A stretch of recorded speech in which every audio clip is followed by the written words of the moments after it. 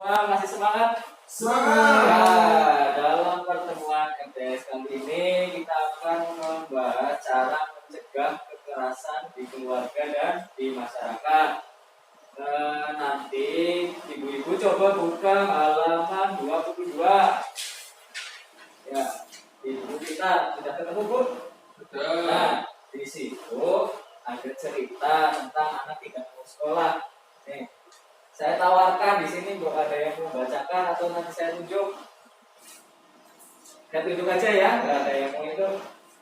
Bu Mas, Bu Mas, silakan dibacakan sendiri ya, Bu ya. Sendiri ya. Ya. Iya. Pencegahan kekerasan terhadap anak. Cerita anak tidak mau sekolah. Kisah ini bercerita tentang seorang anak SD kelas 1 yang tidak mau berangkat sekolah. Dia bernama Nina, anak dari Bu Eda. Suatu hari, Nina menangis terseduh-seduh di depan rumahnya karena tidak mau berangkat sekolah. Di saat Nina sedang menangis, seorang ibu bernama Abdi bersama anaknya berjalan melewati dan menghampiri Nina. Sebagai tetangga, Ibu Abdi berusaha menenangkan Nina dan mengajak Nina pergi ke sekolah bersamanya. Namun, di saat Ibu Abdi sedang berusaha mendiamkan tangisan Nina, tiba-tiba Ibu Eda, ibu dari Nina, keluar dari rumahnya dengan wajah marah. Ibu Eda memang tampaknya tidak terima dengan sikap Ibu Abdi. Dia marah-marah kepada Ibu Abdi.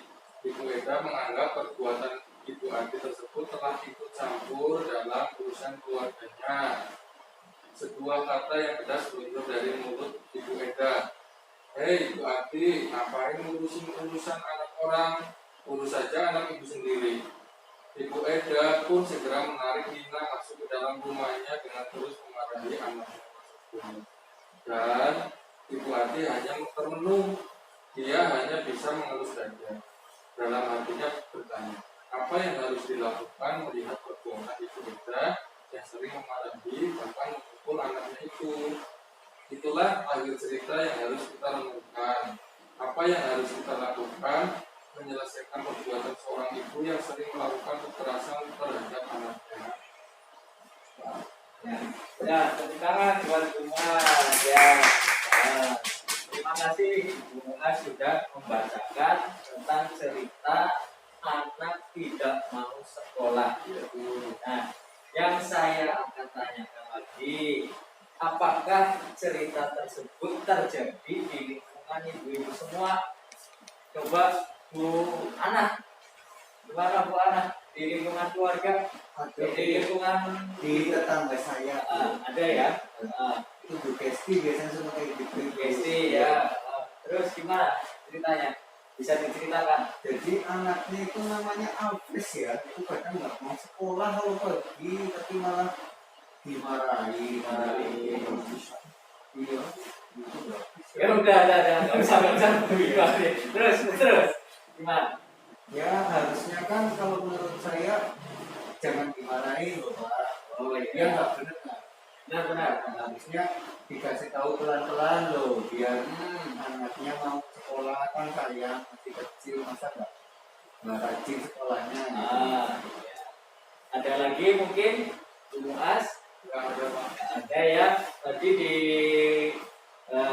tetangganya Bu Ana ada yang kejadian seperti itu yang diceritakan tadi.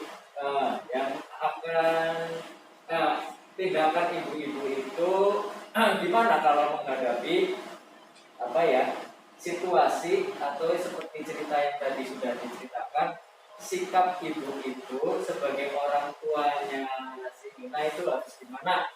Monggo Bu Ana lagi coba. Ya, Nanti Bu pelan-pelan saya catat ya Bu ya. Mbak gimana? coba dijawab ya Pak. Ya. Kalau menurut saya, kalau jadi ibunya Nina harusnya lebih sabar Pak. Lebih sabar. Ya, lebih sabar mengikuti kemauan si Nina itu. anak ya. Menghadapinya. Tapi walaupun sabar kita tetap membujuknya supaya masuk sekolah. Supaya masuk sekolah. Jangan malah dimarahin, nanti malah dia tertekan dan tambah nggak mau sekolah, Pak. Ya. Terus ada lagi. Puas? nggak ada. Coba dong, gimana? Tadi ya, ya. Saya akan menanggapi tadi pertanyaan jawaban dari Bu Ana. Ya, sebaiknya kita sebagai orang tua memang harus lebih bersabar, terutama ketika menghadapi anak-anak. Hal ini tadi kaitannya dalam cerita tersebut adalah anak SD. Anak SD mungkin si Nina ini kelas 1 ya tadi ya cerita. Nah, kelas 1 itu kan masih usia peralihan dari TK. Mungkin di TK dulu pas Nina sekolah di TK itu tidak seketat di SD. Usia itu memang usia difokuskan memang tahapan bermain. Peralihan dari TK, di TK itu kan belajar bermain, tidak dipaksakan untuk menulis, membaca, bahkan itu.